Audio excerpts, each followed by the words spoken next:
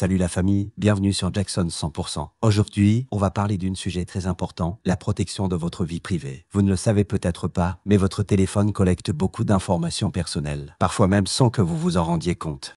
Ces données peuvent être utilisées pour vous suivre, vous cibler avec des publicités, et dans certains cas, elles peuvent donner l'impression que votre téléphone est espionné. Et pas de panique.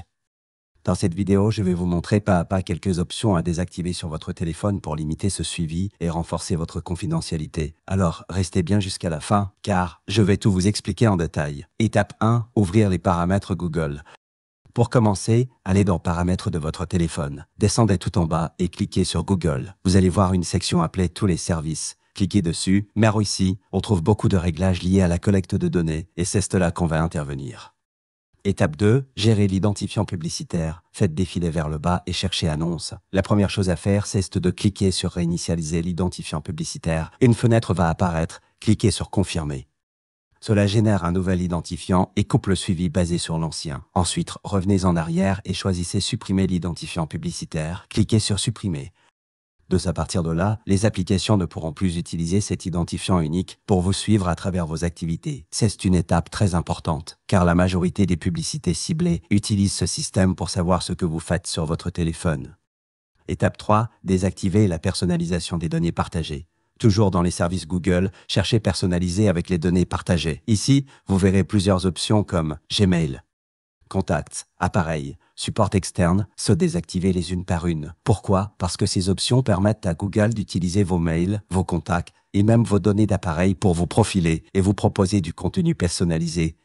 Mais attention, personnaliser veut souvent dire surveiller. Donc en désactivant ça, vous réduisez la quantité de données envoyées en arrière-plan. Étape 4, désactiver utilisation et diagnostic. Maintenant, revenez encore une fois en arrière. Cliquez sur Utilisation et diagnostic. Vous verrez une option activée par défaut. Désactivez-la. Cette fonction envoie automatiquement à Google des rapports sur la façon dont vous utilisez votre appareil, sur les bugs rencontrés et sur les performances de votre téléphone.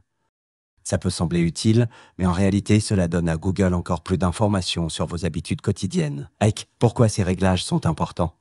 Beaucoup de personnes pensent qu'elles n'ont rien à cacher, mais la réalité est différente. Vos données personnelles ont de la valeur. Elles sont revendues à des entreprises publicitaires. Elles peuvent même être utilisées pour manipuler vos choix, publicité, suggestions, contenu affiché. En désactivant ces options, vous reprenez le contrôle et vous réduisez les risques d'espionnage ou de fuite d'informations personnelles. Faites régulièrement un tour dans vos paramètres pour voir si certaines options se sont réactivées après une mise à jour.